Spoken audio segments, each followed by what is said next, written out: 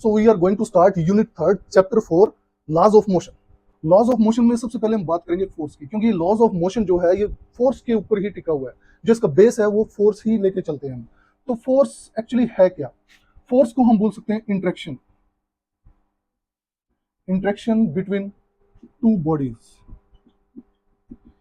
या body and environment.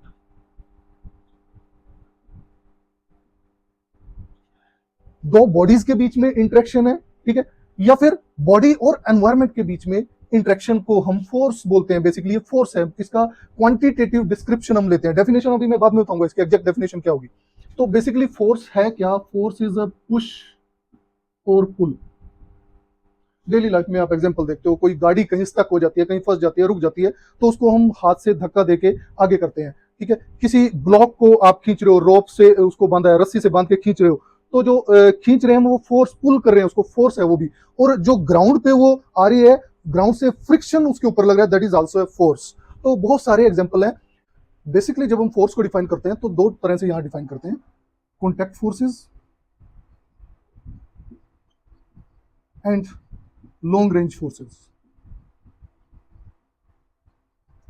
Contact का हम नाम ही क्लियर कर रहे हैं कि दो बॉडीज एक दूसरे के कॉन्टैक्ट में। सपोज मैं एग्जांपल यहां पे लेता हूं कि मैं किसी बॉडी को या किसी कार को पुश कर रहा हूं, ठीक है, किसी को धक्का दे रहा हूं, तो मेरे हाथ जो है, मेरे hands, they are in contact with that body. जब मैं उसको पुश कर रहा हूं, जब उसके ऊपर फोर्स अप्लाई कर रहा हूं, इसका मतलब मेरे हाथ जो है उस दूसरी बॉडी के कॉन्टैक्ट में है। तो यहां पे हम कह सकते हैं कि जब एक बॉडी दूसरे के कॉन्टैक्ट में है और दूसरे के ऊपर फोर्स अप्लाई कर रही है, तो उसको हम कॉन्टैक्ट फोर्सेस बोलते हैं।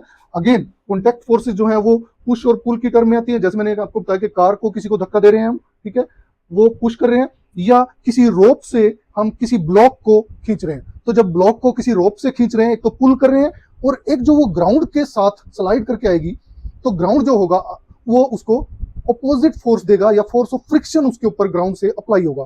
तो फ्रिक्शन भी एक फोर्स ही होती है। बेसिकली मैं आपको ये फोर्सेस यहाँ पे डिफाइन कर रहा हूँ। वैसे बहुत तरह की फोर्सेस होते हैं आपके पास, electric forces, magnetic, electromagnetic etcetera, ठीक है, न्यूक्लियर फोर्सेस भी होती हैं। तो यहाँ पे ये बेसिक फोर्सेस की बात कर रहा हूँ, ठीक है, जिसमें ब्रॉड एरिया है, उसमें सारी ये फोर्सेस इंक्लूड हो जाती हैं। तो ये कॉन्टैक्ट फोर्सेस मैंने आपको बता दिया, जब एक बॉडी दूसरे के कॉन्टैक्ट में है और फोर्स अप्लाई करती है, पुश या पुल अप्लाई करती है, तो वो कॉन्टैक्ट फोर्सेस होंगे। Long range forces, long range forces में क्या होंगी? दो बॉडीज, सपोज करो एक बॉडी ये है, दूसरी बॉडी ये है, दोनों एक दूसरे से दूर होंगी, they are not in contact with each other, ठीक है, इनके बीच में कोई एम्प्टी स्पेस होगा। तो सपोज करो हम दो मैग्नेट्स मान लेते हैं। मैग्नेट्स के साथ आप बहुत खेले होंगे बचपन में। तो एक मैग्नेट ये है, इसका नॉर्थ पोल है, और दूसरी मैग्नेट का ये नॉर्थ पोल है। तो जब दो मैग्नेट के सेम पोल हम पास लेके आते हैं, आप देखते हो कि वो एक दूसरे को रिपेल करते हैं, दूर करते हैं। आप जितना पास लेके आओगे तो आपको ऐसा लगेगा कि वो एक दूसरे को दूर पुश कर रहे हैं। तो यहाँ पे वो पुश करेंगे एक दूसरे को, यानी यहाँ पे फोर्स ऑफ रिपल्शन आएगी। तो ये लाइक पोल है ना इसके मैग्नेट के, ये एक दूसरे को रिपेल करेंगे, एक दूसरे को धकेलेंगे, दूर धकेलेंगे, रिपेल करेंगे, रिपल्शन होगी इनके बीच में। तो यहाँ पे हम कह सकते हैं पुश होगा, ठीक है। तो ये लॉन्ग रेंज फोर्सेस होंगे, इनके बीच में कोई कॉन्टैक्ट नहीं है, आप देख रहे हो। ऐसे ही अगर सपोज करूं मैं इसको साउथ पोल मान लेता हूं, मैग्नेट का ये साउथ पोल है, ये दूसरी मैग्नेट है जिसका नॉर्थ पोल है, ठीक है। जो अनलाइक पोल होंगे, जो अपोजिट पोल होंगे, वो एक दूसरे को अट्रैक्ट करते हैं, एक दूसरे को खींचते हैं अपनी तरफ। तो इनके बीच में फोर्स ऑफ अट्रैक्शन होगी, जिसको हम पुल कहेंगे। तो फोर्स आप देखते हो कि बेसिकली पुश और पुल है, ठीक है, ठीक है। अगर हम बात करते हैं, सपोज ये सन है यहाँ पे, ठीक है, ये अर्थ, यहाँ पे अर्थ है, ठीक है। ये सन के अराउंड एक फिक्स ऑर्बिट में रिवॉल्व कर रही है। कैसे कर रही है रिवॉल्व? क्योंकि सन जो है वो इसके ऊपर अट्रैक्टिव फोर्स लगा रहा है, ठीक है, ग्रेविटेशनल फोर्स है जो सन इसको अपनी तरफ खींच रहा है, तभी ये इस ऑर्बिट में मूव कर पाएगी, ठीक है। इसकी जो हम कहेंगे सन की पुल की वजह, सन की अट्रैक्टिव फोर्सेस की वजह से। अब earth also exert attractive force on bodies, ठीक है। न्यूटन ने बताया था कि कोई फ्रूट है, कोई सेब है, ऊपर से गिरेगा तो नीचे गिरता है। नीचे क्यों गिरता है? क्योंकि अट्रैक्टिव फोर्स है। अर्थ जो है वो अपनी तरफ खींचती है। कोई भी बॉल आप ऊपर फेंकते हो तो नीचे आएगी। किस वजह से आएगी? वो अर्थ की अट्रैक्टिव पुल की वजह से, या हम कहेंगे ग्रेविटेशनल फोर्स की वजह से। ग्रेविटेशनल फोर्स या ग्रेविटेशनल पुल बोल देता हूं मैं इसको। ग्रेविटेशनल फोर्स है वो क्या है, पुल, अपनी तरफ खींच रही है, जिसको हम ग्रेविटी बोलते हैं।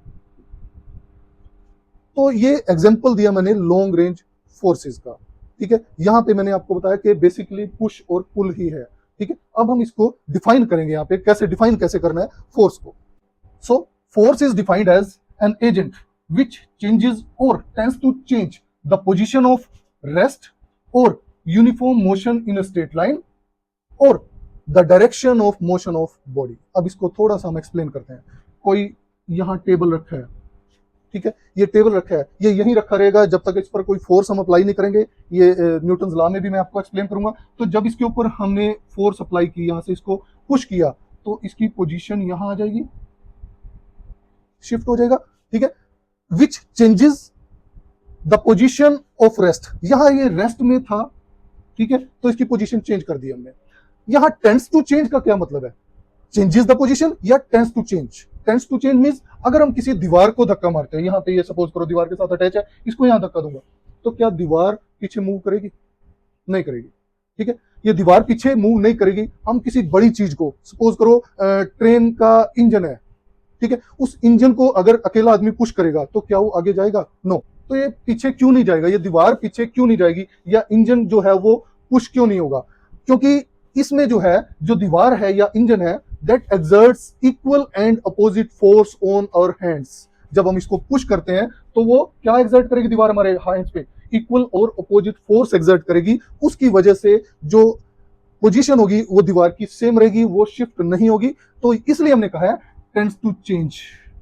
अप्रोच कर रहे हैं हम कि उसकी पोजीशन चेंज हो जाए, लेकिन एक्चुअल में वो चेंज नहीं होगी। फोर्स जरूर वहां पे अप्लाई हो रहा है। हम ये नहीं कह सकते कि अगर हमने इसको धक्का दिया है, दीवार शिफ्ट नहीं हुई, दीवार चेंज नहीं हुई, तो वहां फोर्स तो अप्लाई हो रही है, ठीक है, लेकिन वो फोर्स जो है वो कैंसिल हो रही है, क्योंकि जो दीवार है, वॉल है, that exert equal and opposite force on our hands, ठीक है। तो इसलिए हम वर्ड्स यहां यूज कर रहे हैं, टेंड्स टू चेंज, ठीक है। एक तो हो गया पोजीशन चेंज होगी, एक हो गया tends to change the position of rest और uniform motion in a straight line. कोई साइकिल से जा रहा है, स्ट्रेट लाइन में जा रहा है, यूनिफॉर्म मोशन है उसका, ठीक है, तो उसकी अगर हमें यूनिफॉर्म मोशन को चेंज करना है तो उसके लिए भी हमें फोर्स अप्लाई करना पड़ेगा, ठीक है। अगर डायरेक्शन किसी बॉडी की चेंज करी है, कोई बॉडी मूव करी है, ठीक है, किसी एक डायरेक्शन में, तो उसको हमें किसी एक साइड में पुश या पुल करना पड़ेगा ताकि उसकी डायरेक्शन चेंज हो जाए, ठीक है। तो बेसिकली मैंने आपको बताया था कि फोर्स क्या है, पुश और पुल, ठीक है।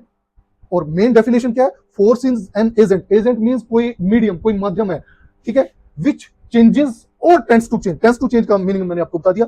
The position of rest, rest की पोजीशन हो या यूनिफॉर्म मोशन की पोजीशन हो स्ट्रेट लाइन में, या एक ही डायरेक्शन में जा रहा है, उसकी डायरेक्शन चेंज करनी हो, तो हमें फोर्स अप्लाई करनी पड़ेगी। ये फोर्स की डेफिनेशन मैंने आपको यहां बता दी।